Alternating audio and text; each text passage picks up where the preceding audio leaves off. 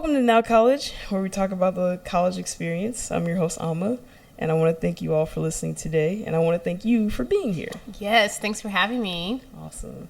Well, before we get to it, can you tell everyone your name, your major, and what you do today? Okay, so my name is Nicole Fladger. My major in undergrad was human services with a concentration of child and family development. I'm a social worker for Child Protective Services. Okay, so you're actually doing Yeah. what you said. I think you might be the first one. Oh, yeah. I put my interviewed degree to use immediately.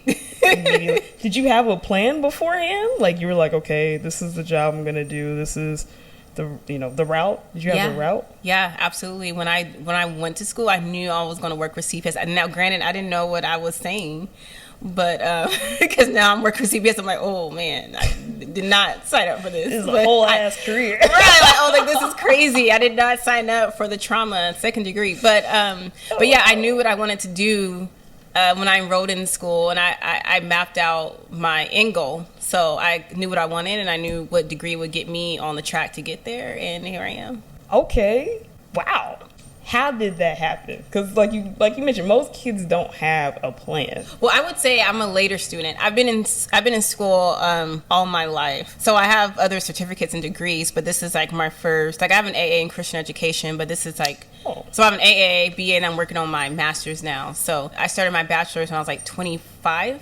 Okay. So I would say I'm more of a later, student. Yeah. I went to school for Christian education because I wanted to know. I came like This was at 25. I was like 19. I had found God, and I was like, I want to know God for myself, education. So that was how that. It wasn't to have a career, but it was just so I would know, history and all those facets. But when I turned 25, then I was like, I want to be a social worker by triggering an event. I don't want to give disclosure to anyone else information, but it was a relative, and they had a whole CPS situation. I don't like the way it was handled, and I was a part of it. I was there, and then I was like, I want to be the difference. And I have my own history of being in foster care for a little bit, but when the smoke cleared and the police left and everyone left, I went in the house, literally, and I got on the computer. This is back in the day. I got on the computer, and I typed in schools, because I didn't know. Okay, I didn't know. All I know is I didn't like traditional school, because like I said, I've been in college. I didn't manifest a degree, but I've always been a student. You've always been learning. I've been to all the community colleges. Student of life, a student of... No. Okay. I went, when I graduated from high school, I went straight. I've been in college my whole life. Gotcha. Like, I went straight. I was going to be a performing arts. I was always in plays and performing art. Yeah. So at first I was a theater major, and I was in plays like freshman year in college doing monologues. She can act. Okay. Yeah. I don't know if I still got it, but I had it. But I did that. Cow. I went from that to like sociology, and I don't know. I literally switched degrees. A lot, and then I was like, I want to be an esthetician. So then I went to esthetician school, and I did finish that, and then I was an esthetician for like 4 years. Okay. Yeah. Damn. Oh, so you went 18, 19, got your associates, and then you went back. Mm-hmm. I was simultaneously going to Bible college and junior college. Gotcha. And then you got your job after that as an esthetician. Mm-hmm. And then I was, And then you worked, and then the event happened, and then you're like, so you're at your computer. Yeah. Immediately typing in. At first, I thought I wanted to do criminal justice, because I didn't know what degree afforded what I wanted to do. So I had an idea. I wasn't super clear on it, but I knew what ballpark I wanted to land in. So I just typed in colleges, like private, and I just sent out the little interview surveys, your name, your number, someone will call you, counselor will call you. No. So, okay. So when you go online and you type in like colleges for social work, whatever, you'll get like a list that will pop up, and then you go to their website, and then they will allow you to type in your name and number, your email, and like phone number, like a quick little survey, and then a counselor will call you within 24 hours. Wow. Yeah. They need them. Yeah. Holy cow. So that whole week I was doing interviews, and then a counselor called me from University of Phoenix. Nice. And I actually knew him, but he was the one who was like, sis, what you want to do is more social work, so you need to do human services, not criminal justice. Oh, that's good then. Yeah, that's what they're for. So students, when you don't know, you don't have to know. know what ballpark, know where your talents are. I knew I would be gifted in that area. I just didn't know exactly what that looked like. And that's fine. That's why we have professionals that do know what that looks like. So that's why I send out your surveys and talk to people. And, and whoever you talk to, should I say, that you have a connection with, that's speaking your language, that is helping you, because they should be able to give you something from that interview. You should walk away from the interview feeling like they poured something into you and they motivated you and you're excited. Yeah. Have those feelings. Like if you're talking to someone that's bland, they can't really help you. That's not the school for you, because trust me, that's the culture there. So find a school that works for you. Well, let's take it back just a little bit. From K through 12, what kind of student would you say you were? So this is how to preface this question. In school, when you have at the end of the year, they do the yearbook and everyone votes you something. I was voted class clown. Okay. Okay. That was literally the class clown. Okay. Terrible student. What do you All I mean? wanted to do was entertain. Terrible student. All I wanted to do was joke and entertain. I didn't do my work. Did you go to ISS a lot? I didn't do anything. I was in special education, like kindergarten to 5th grade, and then I moved to Sacramento, where I'm from now. Okay. Where I live now. So class clown. Yes. Up until middle school, mm-hmm. And then after that, so 6 through 12. What would you describe yourself? 6 through 12, I got better because it was a life shift for me. I'm originally from the Bay Area, and we moved to Sacramento, which is like an hour and a half, but two completely different cultures, different everything. So, back there in the Bay Area, especially growing up in the 90s, crack era. It's a totally different world. So it was kind of different. I got better. I feel like I had teachers that cared more. But nonetheless, I still failed because I didn't have a good support system. Like, my mom's a wonderful mom. She did the best she could, but she's always worked. And my dad wasn't present. So, and they fail you up. They don't hold kids back. So thank God it did me a service, but I think most kids, it's a disservice because they'll just fail you up. Did you feel that when you were in high school? You were like, this is just BS. I think it's kind of unique to me because, on the contrary, I think a lot of people that are really smart, and I'm really smart, I can't, even being a student now, I don't test grade. I don't get my assignments on time. As structured as I am, I'm not structured with school. And that's don't follow my example, y'all. But that's just how I'm wired. I get things in last minute, but I always get an A, like the highest grade, but not everyone's wired like that, but that was a blessing for me that, even though like I was failing the classes, I can tell you every single thing that happened at the Holocaust. Like, I'm a history buff. I just retain stuff. But am I disciplined to sit down and do my work and to study? Never been. So I wouldn't say I didn't have like the knowledge. I just didn't have the discipline. And that's something that happens in your formative years. I would have more support at home. I would have understood, like, come home, eat. You do your homework. You get your homework done. You don't do anything. That's how kids need to be parented. Yeah. And I probably would have went further and, but I didn't have that. So I just, did the best that I could on my own. Would you say that developed later, like in college, or you just kind of, you found out the Nikki system and you still got through? I would say it was just always my plight. Like, I think I've always been aware, so I can always pull it through, and then I'll go to summer school and I can pull it up for summer school, pull it together for summer school, right? Because I got it. I just wasn't doing it this school year. So it always, It makes me sad that if you don't do it this way, then you're not good student. Yeah, it's true. And like, I want to encourage people to be disciplined and study and things like that. Sure. But I have to be honest with my school truth. So I don't want to encourage, don't do it like me, y'all do what works for you, but you have to know yourself. And that was like before that. Like, I'm 33, so I graduated in 2006. So this is early 2000. So this is before social media, you guys. I'm not old, but I'm like the first generation of social media. Like, we have MySpace. So this is before we had all these resources. I remember MySpace. Yeah. So like, I didn't have the resources to like know to go. All I had was my parental figure. Now, guiding me, do this, do that. But now you have endless resources. You can find out how to create structure and plans on your own, and it's just like unlimited access to bettering yourself. And kids are so much smarter than we were. They'll always be. Yeah, like the generations are going to always, like, exactly. I feel like kids are like miles ahead of us, and I mean that in the most amazing way. Yeah. So you're a class clown. Yeah. Until puberty hit, and then you started to get your personality together, your academically together. You knew you wanted to go to college at that point? Yeah. I don't know if I necessarily knew I wanted to or that it was expected of me to go. And not necessarily from my mom, but just like culturally, like, why not? Would you say your high school, like majority of them were going to college? Okay, so this is the tea, guys.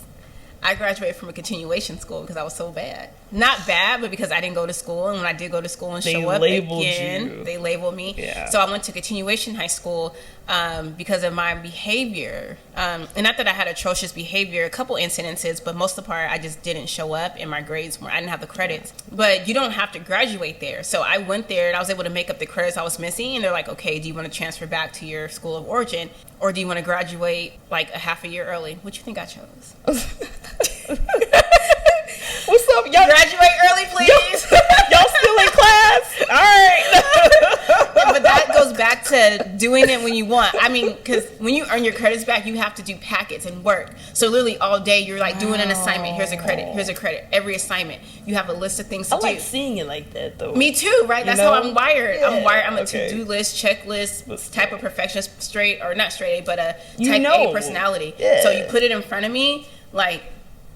That's all she wrote. It's just like, but it's like school doesn't afford us that individuality to be different. So when I went to college, I had a math teacher. He was a good teacher, but he just didn't work for me. And I remember studying. This is probably my first time in my life I ever studied, you guys, because, you know, college ain't like school. You can't fail. Is this the hardest class? Yes. Okay, let's go. Well, okay, the hardest class. What was your hardest class in college? Mathematics. So, like, it's not like your formal school years. You know, they don't fail you up in college. You're an adult. It's on you. It's on they you, are bro. different rules. It's a whole different. So I remember studying because I knew that's my kryptonite is math. So I studied. I did that, and I remember sitting down taking the test. And you can have notes. I had all my notes. Like, I mean, I was probably an A student. Like my friend Ophelia, like she studies and studies and studies. So I was probably that student, like how she is with her stuff when it came to math. Like I was like on it. And we sat down, took the first test, and I failed it so bad. I didn't even know I failed it. Literally nothing that I studied was on that test. And like the way my brain works, I have to, if I have like an example, like for instance, like 1 + 1, like 1 + 1 = 2, right? Right. So my brain is like, okay, so in another equation, plug in different numbers. 4 + 6 would equal 10. So I would take that formula and I would apply it. And I'll think like, how did I get here? This is how I use these different integers and get there. Right. That's very simple and very black and white. Right. But that was not about right. Oh. It was totally different. So none of the studying and the equations, none of that stuff was on the test, you guys. I literally got up and walked out the class crying. I was so embarrassed. Like when I say crying, boo-hoo crying. And my teacher came out behind me and he was like, what's wrong? And I was like, I studied and I failed and I feel so stupid. Like I just had a whole breakdown.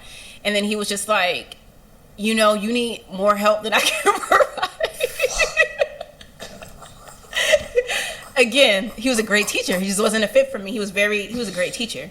I had bad teacher. He was a good teacher, but he just knew. I mean, yeah, the fact that he came out and he was a good man. It just wasn't. It was me. It wasn't him. Oh. So I dropped the class. I took it again. Good for you. In the future, yeah, I took it again in the future. Drop that class. Oh yeah, I had to call my counselor next. Yes, and I had to pay for it. Yeah. But you know, and then I took it. Time. You can't buy time. You can't buy time. But I bought a lesson. You know, that's right. They paid me a lesson. Dude. And then I took the math again in the future, and I was like, okay, I got to go even more harder. Like, I got to get this. I can't fail. Like, this is my livelihood, my life, my future on the line. And I had a very sweet teacher who, what he couldn't give me, she was able to give me. She did a lot of one-on-one with me. She did tons of one-on-one. I would stay after class, and mind you. This is the professor? Mm-hmm. What? Mind you, I was in school from 6 to 10. She would stay with me later and work with me. PM to 10 a.m. to 10 p.m. I mean 10 p.m. Yes. Okay. And she would stay. That's that's what the teachers need to be. That's what teachers need. That's what someone like me needed. And I did that. And I did the extra. I did everything that was available to me this time. I did everything. And on my test, I was getting like A's and B's on my test. Mind you, this is someone who always gets consistent F's, even though I tried. And it makes me emotional because I'm like, man, like I just remember how hard it was for me. And I used that and I succeeded. Like for once in math, mind you, I've always tried, but I finally succeeded. Well, going off of that because I get it. you, like you said, you go through, you do all the questions, you do the back of the book, you get tutoring, you talk to the professors during their office hours, you even go online, Khan Academy, YouTube, Google, maybe even buy another supplement book to help you out with that, and you still don't succeed. Like, that shit is tough. It's tough. So when you do. And being a social worker, I do this for a living, so I know I'm a little bit dyslexic, like, you know, a little bit. Sometimes I get numbers backwards, and, you know, there is something there with math, but because they didn't pay special attention to Nicole Fladger, just the black girl that's unruly, you know, I'm just a number and not an individual, so no one poured into me. Again, I didn't have that strong family base to be like, you know, my child needs an IEP. I didn't have an IEP.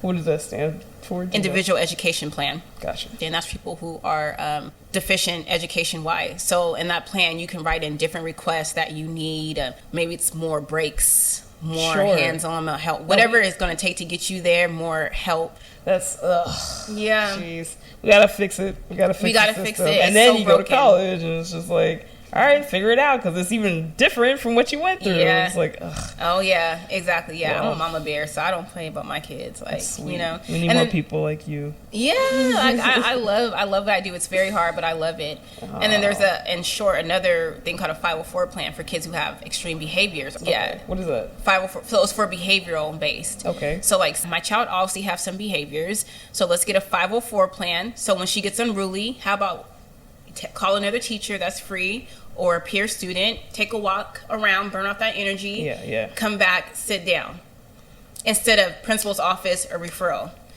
And now you're exactly just like sit there. Exactly. And then you, as a teenager, you deal with your own emotions and you figure it out. Exactly. And then hopefully tomorrow everything's better magically. Like, what? Exactly. They deal with the symptoms, they don't deal with the root. Right. So, yeah. Well, I hope it gets better. Conversations like this, just to be more alert about what's going on. Like, I've never heard of that. So it's like, yeah. So what was your easiest class? You were like, I wish every class was like this. My goodness. Straight A's. Man. Honestly, for me, I can't think of a particular class, but it's more so like English and history. Okay, like, that's right. That is my jam. Like, just all of them. You knew if you had to take history. Yeah, I love writing. I'm a writer, so I love writing. Like, I don't know, God bless me with like great grammar. So like grammar is never like, not that I'm like 100% proficient, but I always get compliments from my professors on it. So like grammar is really good. Like, I love writing. I can whip out an essay. I love reading. So, you know, I love history. I love learning. So those are like my easiest classes. But you know what other subject I suck in? Geography. I cannot tell you what anything is.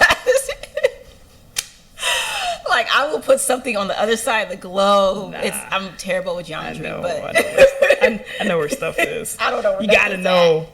I because, know. I need to study. You know, 2020. I was like, where are we going? No, 2016. Yeah. Where are we going? I know. I can't stay here. I got my passport and everything. I got a globe in my office at home, but do I use my globe? No. But you know what, you guys? I'm going to commit myself, like I'm teaching you guys to do or telling you guys to do. I'm going to commit myself to learning more geography by using the globe that I bought that I don't use. Wait, you have a globe? I have a globe. No, it's cute. It matches the decor. So this is, it matches the decor. Yeah, it's like rose gold pink. I'm dead. I need to use it, though. You need to use it. I don't know where nothing is. I will put you all the way on the wrong side of the equator. One last question. It's good. I love this. So now that you've dug up your history and you've gone back and we've touched on it. We can go hours into this, but we touched on it. Looking back, knowing what you know now, what would you tell young Nicole? Oh my God. It's made me a little emotional. What would I tell? I never thought about this question. What would I tell myself? I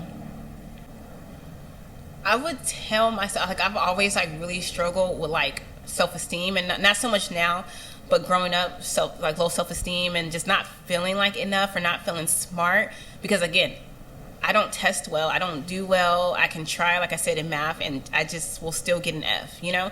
So that kind of stuff as a kid, unless you have, again, a good family system to support that and cultivate that and pour into that, and you're just dealing with that on your own as a child, you know, it really has a negative impact on your esteem and how you view yourself. So honestly, if I would have known where I'm talented at, granted, I'm very talented in social work. Thank God, I feel like I'm divinely there. It's all God, not me, because it's a very hard job. But I feel like if I would have known that I was so like proficient in writing or proficient in history, like it's like if I would have known, my career probably would have went a different way, you know. So you would have started earlier? I would have started earlier, and I probably would have done something with history. You know, I probably would have done something, you know, more advocacy for a community on large, especially African American community. So I would tell myself, because I never thought that I would be where I am today. Like, I never thought I would be successful. Like, honestly, I couldn't see past where I was at. Like, I come from poverty and the crack era in the Bay. My mom, you know, doesn't have a degree. She always worked 3 jobs, you know. So, you know, school was never important like that. My dad was absent. I didn't grow up seeing different or, you know. So I would just tell myself, like, you know, like, girl, you're going to be okay. Like, you know, I would tell myself to do your best. And if your best is a D, your best is that your true best, then that's all right. But I also would tell myself to take it more serious. You know, take it more serious. Be structured. Pay attention more. Like, you don't have to joke all the time. Because honestly, and again, like, I'm really trying. I can talk. So I'm trying not to go on the rails. But you know, being the class clown, being those type of personalities, it's always a defense mechanism. Because if I can make you laugh, then you're not going to talk about me. And I was not necessarily like bully, like traditionally when you think of bully, but I was bullied to a certain extent. So that's why I was always fighting, always doing things. I had to defend myself.